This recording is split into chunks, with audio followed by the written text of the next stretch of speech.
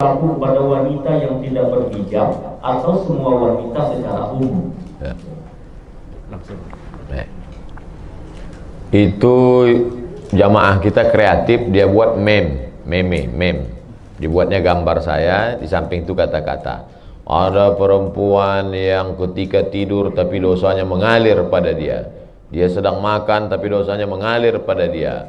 Apa salah dia? Karena dia sudah memperlihatkan dirinya dilihat orang lain. Maksudnya, memang betul itu ceramah saya. Dari mana Ustaz ambil? Dari hadis. Man sanna fil islami sunnatan hasanatan, siapa yang membuat tradisi yang baik, falahu ajruha, dia dapat pahalanya, wa ajru man amila biha, orang lain yang melakukannya. Bapak yang membuat tradisi silaturahim seperti ini dilanjutkan oleh anak cucu, kita sudah tidak ada, maka mengalir karena tradisi yang baik. Begitu juga sebaliknya, man sanna fil islami sunnatan sayyi'atan, siapa yang membuat sesuatu yang tidak baik, falahu wizruha, dia dapat dosanya, wa wizru man amila biha min ba'dih, setelah dia mati, jangankan ketika hidup, sudah mati pun tetap mengalir. Nah, gambar apa yang dimaksud? Gambar memancing aurat, hawa nafsu, mempertunjukkan yang tak layak. Adapun gambar ibu beramai-ramai, menutup aurat, pakaiannya longgar, tidak sempit, tidak menampakkan auratnya, menjaga, tidak dengan pose-pose yang memancing, lalu kemudian dilihat orang banyak, maka tidak ada yang terpancing, tidak ada yang membangkitkan hawa nafsu, ya nggak apa-apa. Makanya kalau mau posting gambar ramai-ramai, beramai-ramai. Kalau bisa ramai sampai kecil sebesar beras. Agak kelihatan. Alhamdulillah kami diberikan Allah kesempatan untuk ikut maulid bersama kemarin dengan istri Habib Umar bin Hafiz. Oh, nggak boleh foto Pak Ustadz di luar. Itu nggak apa-apa. Tapi kalau pose dia sendiri, jilbabnya pula sampai ke leher, bajunya pula sempit. Dia pakai baju sempit, orang yang menengok yang sesak napas. Nauzubillah. Nah, ini diposting, nah, ini dosa jariah. Jadi yang sudah sempat kami posting yang dulu Pak Ustadz, coba posting sekali lagi. Buat di postingan itu, saudaraku yang pernah men-save fotoku dulu, tolong kalian delete, karena aku sudah taubat minta ampun sama Allah. Kalau kalian tetap juga megang, dosanya ku transfer ke kalian. Mudah-mudahan mereka bertaubat. Wallahu a'lam bishawab.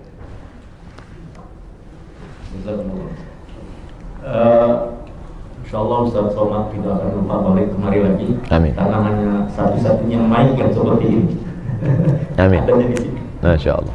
Ini agak aneh sedikit karena baterainya kelihatan. Masya Mudah-mudahan Ustaz ingat terus. Ingat. Gitu. Ingat. Gitu ya, Pak ya. Ingat. Baik, Ustaz, ada pertanyaan berikutnya. Bagaimana kita menyikapi pemimpin negeri yang zalim? Apa yang harus kita lakukan? Kuntum khaira ummah, kamu umat yang terbaik, ta'muruna bil ma'ruf, ajak orang berbuat baik, wa tanhauna 'anil munkar, larang orang berbuat munkar, wa tu'minuna billah, berimanlah kepada Allah. Saya tak akan pernah berhenti berceramah, berkhutbah, bertausiah, masuk kampus, keluar kampus, masuk kampung, keluar kampung, masuk negara, keluar negara. Yang ngasih izin datang, yang nggak ngasih izin pulang. Apa susah payah-payah. Selama hayat di kandung badan, selama masih boleh. Kalau tidak juga boleh. Seperti Imam Bukhari. Imam Bukhari itu dulu begitu juga. Imam Bukhari nggak boleh ceramah, akhirnya ngadu kepada Allah. Allahumma qad dhaqat alayyal ardu bima rahubat faqbidni. Ya Allah, dulu waktu aku menuntut ilmu 16 tahun keliling Makkah, Madinah, Mesir menuntut ilmu. Tapi sekarang begitu banyak tekanan. Faqbidni, cabutlah nyawaku. Sebulan sudah berdoa, mati, meninggal dunia.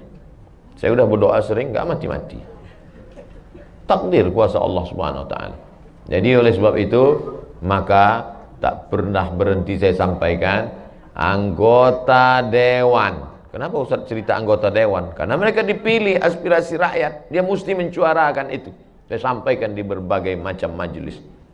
Uang negara yang diambil, maka disampaikannya karena mereka yang menyampaikan rancangan undang-undang, meresmikan undang-undang yang tingkat kabupaten, kota, provinsi, perda, perbub, perwagub, maka tak pernah berhenti menyampaikan, tentu dengan berbagai macam cara yang santun. Udlu ila sabili rabbika bil hikmah, santun, wal mau'izatil hasanah, suri tauladan yang baik.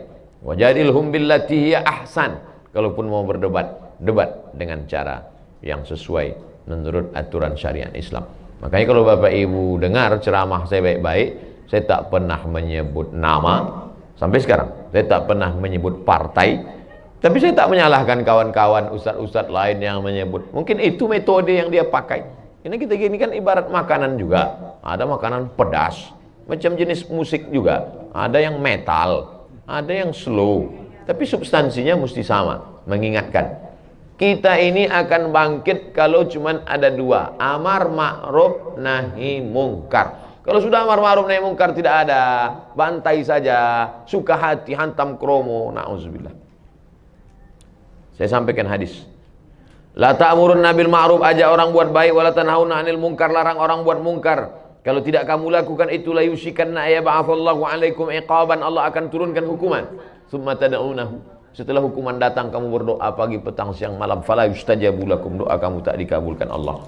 Saya sesuai dengan kemampuan saya, tausiah, ceramah, khutbah, lokakarya, seminar, masuk kampus. Ini pulang dari sini akan masuk kampus di Andalusia, Bogor.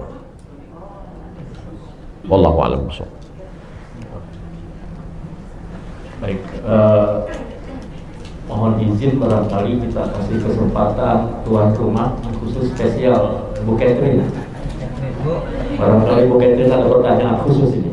Nah, silakan. Mau nanya apa?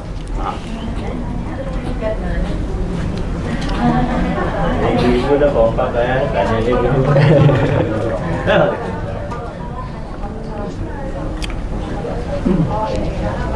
Kamu panggilkan sama kakaknya. Assalamualaikum warahmatullahi wabarakatuh. Waalaikumsalam. Ustadz, kalau nggak salah saya pernah nonton ceramah Ustadz di YouTube. Tapi saya juga lupa-lupa ingat apa saya salah mengenai sholat yang dikodok, Ustadz. Misalnya kita lalu-lalu nih sholatnya jarang-jarang, sekarang baru mulai rajin. Nah itu kalau nggak salah Ustadz pernah bilang kalau sekali sholat tambah lagi sholatnya gitu. Jadi misalnya zuhurnya 2 kali gitu. Benar nggak sih Ustadz? Apa saya salah ya? Itu aja. Terima kasih Ustadz. Assalamualaikum. Waalaikumsalam warahmatullahi wabarakatuh.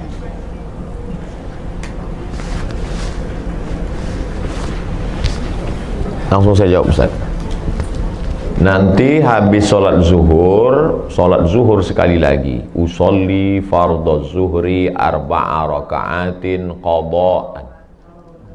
Habis sholat asar sekali lagi. Usolli fardhu asri 4 raka'atin qada'an. Jangan di masjid, nanti jadi fitnah. Ente sholat apa tadi? Mana ada ba'diyah asar? Asar sama subuh dibuat di rumah. Kalau habis ba'diyah maghrib dibuat, bolehkah sebelum ba'diyah atau ba'diyah? Boleh aja. Berapa mazhab yang mewajibkan qadha ini? 4 mazhab. Hanafi, Maliki, Syafi'i, Hambali. Tapi kata ustadz kami katanya nggak perlu qadha, istighfar aja cukup. Ibnu Taimiyah. Bukan mazhab 4. Ada tuh ustadz. Ustadz, saya baru taubat. Ya, sholat saya dulu saya ganti atau gimana? Udah istighfar aja selesai. Ibnu Taimiyah. Ah, saya ikut ini aja Pak Ustadz. Ya nggak apa-apa. Saya kan menyampaikan 4 mazhab. Tapi saya, dalil-dalilnya Pak Ustadz, sahabat saya sudah nulis di internet. Cara nyarinya Pak Ustadz, buka Google, tulis di situ, sholat qadha Ustadz Sarwat. Kita tes ya, dapat apa enggak. Buka Google, tulis di situ, sholat qadha Ustadz Sarwat. Ustadz Sarwat punya rumah fikih. Sholat qadha Ustadz Sarwat. Nah, di situ dia tulis dalil-dalilnya. Nah, itu ada video, ada bagaimanakah ketentuan tata cara mengqadha sholat, www.rumahfikih.com, Ustadz Ahmad Sarwat LCMA. Ada. Sudah dapat tulisannya, share. Berapa lama qadhanya Pak Ustadz? Ya berapa banyak yang tinggal dulu. Saya tidak anjurkan Bapak Ibu sore ini ambil cuti setahun. Sekali sholat saja setiap selesai. Terus saya baru sholat sekitar 10 tahun Pak Ustadz. Terus yang tinggal berapa? 20 tahun. Ya qadha 2019, lunas 2039. Kalau saya meninggal sebelum itu Pak Ustadz, alhamdulillah dianggap lunas. Beda sama puasa. Kalau puasa ibu masih ada ninggal itu digantikan sama anaknya, ahli waris. Man mata, siapa yang mati, wa alaihi siyamun, punya utang puasa, soma'an huwa liyuhu, ahli warisnya melaksanakan. Saya niat puasa besok untuk almarhumah emak saya, mengganti. Tapi kalau sholat enggak. Sholat asal sudah meninggal lunas. Maka saya pengen mau cepat lunas. Wallahu a'lam bishawab. Baik, mohon berkenan satu lagi ada. Oh begitu ya, mau tambah lagi? Subuh juga bisa kan? Subuh di Subuh. Qadha ini bahkan Nabi pernah mengqadha sholat tahajud. Nabi pernah sholat siang 12 rakaat. Sholat apa itu Rasulullah? Karena tadi malam kan tidak mungkin witir siang. Nabi itu 11 karena tahajudnya 8, witir 3, 11. Maka siang nggak ada witir, jadi 12. Tapi kita nggak. Qobliyah subuh kalau terbangun misalnya jam 5. Sementara sholat sholat subuh sudah dilaksanakan di masjid. Apakah kita yang terlambat bangun langsung sholat subuh? Tidak, tetap qobliyah dulu. Qobliyah dulu, jangan sampai tinggal qobliyah. Rakaat al-fajri 2 rakaat qobliyah subuh khairum minad dunya wa ma fiha, lebih baik daripada dunia dan seisinya. Bagaimana kalau masuk masjid sudah qomat? Qad qamatis shalatu, qad qamatis shalah. Tetap sholat subuh, qobliyahnya diqadha setelah sholat subuh. Pulang ke rumah qobliyah. Tapi tidak wajib. Yang wajib tadi yang sholat 5. Subuh, zuhur, asar, maghrib, isya. Sholat subuh, usolli fardhu subhi rak'ataini qadha'an. Qadha'an. Sholat itu sebetulnya berapa Pak Ustaz? 3. Yang dilaksanakan cash itu usolli fardhu zuhri 4 raka'atin adaan. Yang kedua mengganti qadha'an. Ada satu lagi i'adatan, mengganti. Ibu sudah sholat zuhur. Selesai sholat zuhur, pas mau makan, cuci tangan, tiba-tiba ngelihat ada kulit ikan mas nempel di kulit. Berarti wuduknya tadi batal karena ada kulit yang tidak kena air. Maka sholat zuhur sekali lagi bukan ada, bukan qadha, tapi i'adah, siaran ulangan. Usolli fardhu zuhri. Atau bapak, ketika bapak sudah selesai sholat, istri bapak ngomong, papa, itu tumitnya saya lihat ada cat. Tumit yang kena cat, habis ngecat, maka itu tidak kena air wudhu. Ambil thinner, ambil bensin, bersihkan, wudhu sekali lagi. Sholat yang tadi diulang. Kenapa diulang? Karena sholatnya tidak sah akibat wudhunya tidak sempurna. Nama sholatnya i'adah. Jadi sholat ada 3. Adaan, qadhaan, i'adah. Wallahu a'lam. I'adah. Ulangan. I'adah. Usolli fardhu subhi, usolli fardhu zuhri 4 raka'atin i'adatan. I'adah. Dia mau bertanya, silakan. Saya langsung.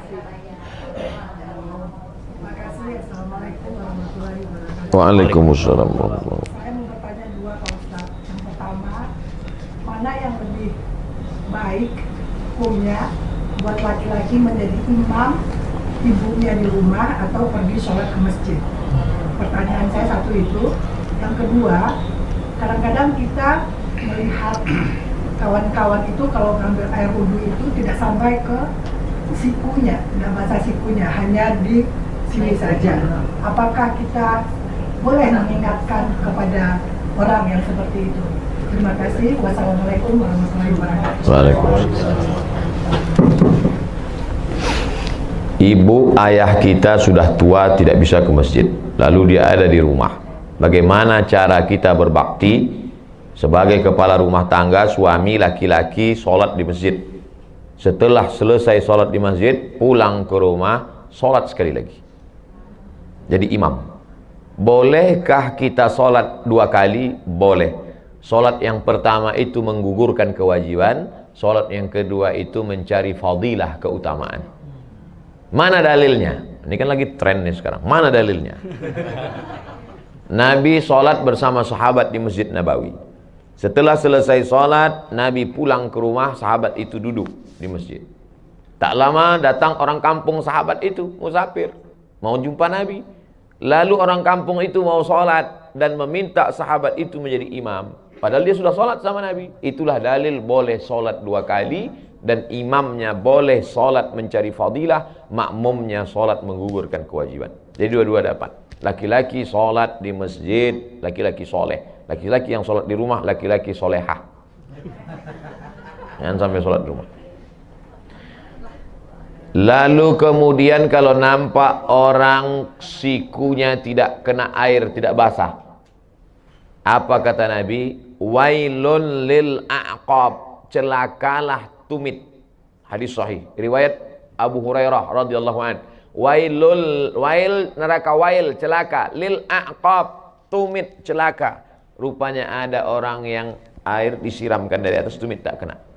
Nah, jadi disiram kena tumit. Celah-celah jari ini dicelahi pakai kelingking supaya air masuk ke dalam. Siku disapu. Kalau ibu berani berkata begitu, sampaikan wailun lil siku, celaka siku. Tapi kalau nggak berani, ya pelan-pelan lah, celaka siku.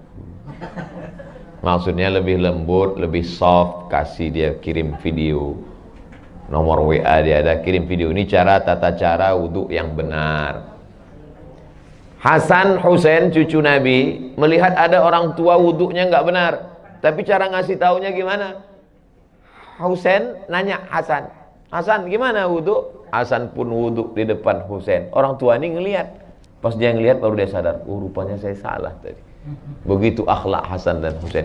Bukan dia tunjuk. Sekarang kan banyak nih anak-anak muda baru ngaji, diceramahi pula lagi. Assalamualaikum. Tentu orang itu tersinggung. Mungkin niatnya baik, tapi caranya tidak santun. Nah, jadi ibu wajib mengingatkan dia. Bayangkan sholatnya nggak sah seumur hidup, nggak sah sholatnya gara-gara wudhu tak sampai ke siku. Sampai dalam Quran itu disebut wa aydiyakum ilal marafiq, tangan kamu sampai siku. Itu sejelas itu dalam Quran. Wallahu a'lam. Baik, mungkin ini pertanyaan terakhir ya. Ada pertanyaan Ustaz. Bagaimana ciri-ciri Allah terima taubat seorang pendosa? Apakah semua dosa-dosanya akan diampuni jika ia bertaubat? Dalam tafsir Al-Kabir, tafsir paling besar, panjangnya semeter. Nama penulisnya Imam Fakhruddin Ar-Razi, mazhabnya Syafi'i, meninggal 606.